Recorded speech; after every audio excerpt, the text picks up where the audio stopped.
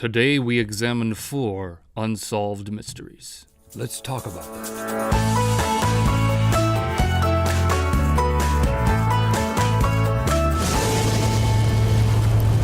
Good mythical morning. Thank you for letting us into your brains, your minds, your thoughts, your ears, your eyes, your hearts, your soul on a daily basis. If you had the privilege of watching television in the late 1980s, you may remember a little show called Unsolved Mysteries featuring Robert Stack.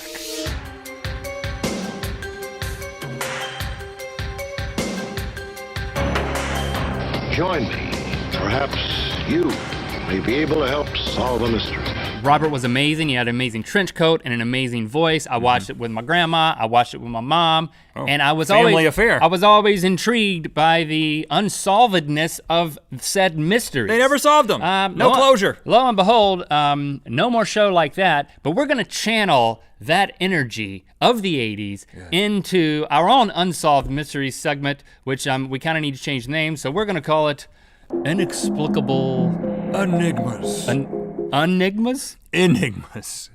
Enigmas. Inexplicable enigmas. Okay, so I got a couple, you've got a couple? Yeah. Okay, here's the first one. Let me channel my Robert Stack. On November 22nd, 1987, Chicagoans were huddled around their televisions watching a rerun of the Doctor Who episode, Horror of Fang Rock. Suddenly, the TV signal was hijacked by a mysterious person moaning, laughing, speaking incoherently, and wearing a Max Headroom mask. I'm gonna show you a clip here. And imagine just watching TV in the 80s, you Doctor Whoing it up, and then all of a sudden, this breaks in. I'll get you a hot drink, mate. Here he is.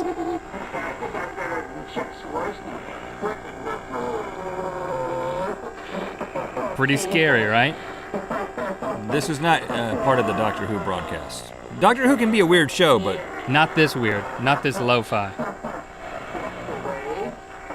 he held up a Pepsi.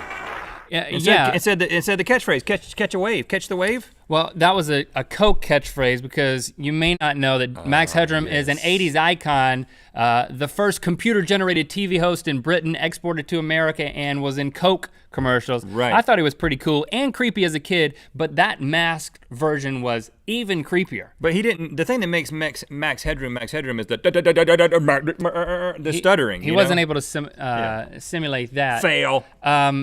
He appeared there and a little bit earlier in the 9 o'clock news. They never figured out who it was. There was a clip I won't show you. It jump cuts to him with his pants down, and a woman in a French-made outfit is swatting his hiney with a fly swatter. A French-made outfit or a French-made outfit? A French-made, M-A-I-D outfit. Okay. I realize when I say made, it sounds like French-made outfit. It could go either way. Very nice. The hijacker, his hindquarters, and his accomplices were never identified. Come on, it's been so many years since 1987. I don't need to do the math to know that it's long enough for you to come forward. You think they watched GMM? Gloat. I mean, there's someone on Reddit who thinks they know who did it, but they're not saying they're the person who did it. Person who did it, hijacker, come forward, gloat, take credit for it. Okay. Wave the mask around. You're awesome. We'll interview you on this show. Bust the mystery open. How about this inexplicable enigma? There is an aged stone bridge on the road to the famed Overton House in Scotland. Since the 1950s, many dogs, approximately 1 per year, and have been compelled to jump to their deaths onto the rocky rapids 50 feet below. 50 feet below. That's feet.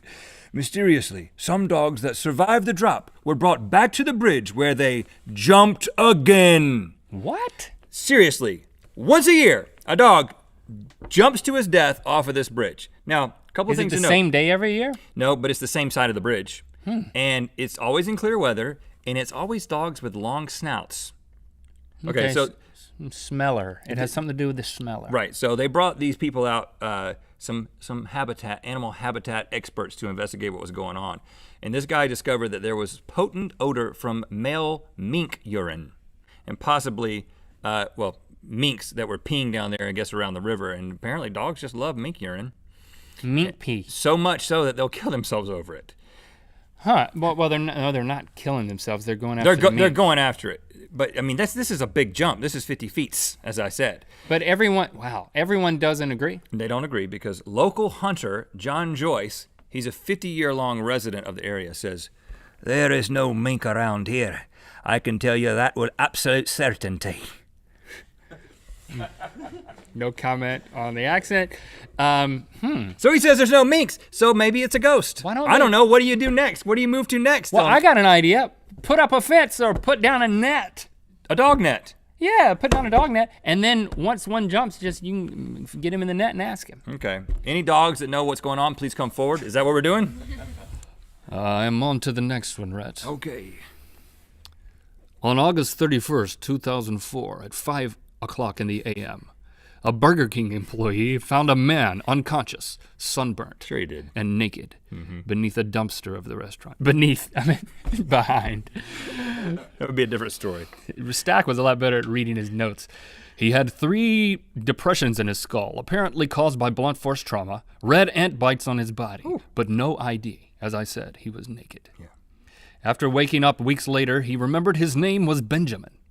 But that's it. That's all the guy remembered since 2004. He still doesn't know who he is. Benjamin Kyle. They added Kyle because that was just part of what they put in the documents in the hospital. That's a good last by name. The police. Let's make his last name Kyle because it's a great first name. This guy's been through an ordeal to find out who he is. I mean, first of all, look at his picture. He looks so confused. This is the expression of Who a man am I? who does not know What are who these red ant bites? he is. I'm serious, guys. Who am I? Maybe I should wear a mustache. FBI fingerprinting, DNA testing, facial recognition, hypnosis. He's even been on Dr. Phil, y'all. No. And Dr. Phil has a mustache. Maybe that's where he got it from. He did a Reddit AMA in 2012 and again in 2013. There was one false Waffle House lead that came out of Oh, that. yeah. I know about those false Waffle Reddit House leads. and Waffle House I follow them leads. all the time. Dime a Right off dozen. the bridge. He's the only American citizen listed as missing despite his whereabouts being known. He's in this limbo where for the past 8 years, he cannot get a social security number because the government says he already has one. He just doesn't know what it is. So he can't get a job, can't do anything. Inexplicable. So he just poses for photos making that face. If you know who this man is, Don't ruin it for him. He's the awesome dude that doesn't know what's let going on. us know. You know? Don't ruin it for him. He won't be a celebrity anymore. How about this? On November 24th, 1971, a man calling himself Dan Cooper was on a Boeing 727 aircraft heading from Portland to Seattle. He dropped a note into a flight attendant's purse. It read, "I have a bomb in my briefcase. I will use it if necessary. I want you to sit next to me." That was not a come-on line. "You are being hijacked." He then showed her the bomb. Okay. Okay. So this guy demands $200,000 for. You could do this in 1971. You couldn't get away with this these days. I don't think. I hope not. But he demands because he got on under an alias. He demands $200,000, 4 parachutes, a fuel truck standing by in Seattle to refuel the aircraft, and they do this. They give in to his demands because that's Really? what you did back in '71. Apparently, he gets the parachutes, he gets the money, he lets all the passengers go. They get back up into the air, heading to Mexico. They're going to stop in Reno to refuel, but before they stop in Reno to refuel, he opens the door, puts the parachute on. I don't know why he needed 4. He only took 1. Jumps off with the money. He's never been found. Did he take the stewardess who sat beside him? No. Apparently she didn't like the bomb. Despite an extensive manhunt and FBI investigation, he's never been located. This remains the only unsolved air piracy in American aviation history. Really? This guy's out there. Here's some age progression of what he might look like. Kind of looks like an old man. He got pinker and older. I think, yeah, he suddenly went from black and white to color. That's what happens as you age. But I just think he didn't ask for enough money because if you're going to go live, on the run in hiding for the rest of your life, you should have gone for more than $200K because it worked. He probably thought, this will never work. Oh, I should have asked for $2 million or more. Or at least 6 parachutes. DB Cooper, if you're out there, please come and be a guest on Good Mythical Morning. And we know you're behind that Chicago Max Headroom hijacking of the radio station, too. Two birds, one stone, DB Cooper. You're pretty awesome, dude. If you have any leads, how do they in the Unsolved Mysteries? If you have any information that might lead to the Send solving of these enigmas, Send a self-addressed stamped envelope to 1987. Oh, okay. Please do that. Thanks for liking and commenting on this video. You know what time it is. Hi, I'm Hank. My hair goes up. Hi, I'm Ellen. My hair goes down. We're from Leeds, England. Oh, I've got to go, Hank. Why? What time is it? It's time to spin the The Wheel of Mythicality! Make sure you check out the latest episode of our podcast, Ear Biscuits. This week's special guest is Josh Sundquist, and we did a song biscuit with him that you can watch tomorrow. Oh, click through to Good Myth Gomorrah. We have one more mystery, the Russian radio station UVB 76. Link is fabulous. Rhett is jealous. I'm... Guess what? Fabulous! Oh, really? Oh, man. How does it feel? What is it like? It feels fabulous! Oh, it makes me hate you. Because I want to be fabulous. UVB 76, 75, 59, 75, 59. He went through a bunch of numbers and then he said a bunch of names. Tatiana, Oksana, Anna, Elena, Pavel, Shuka.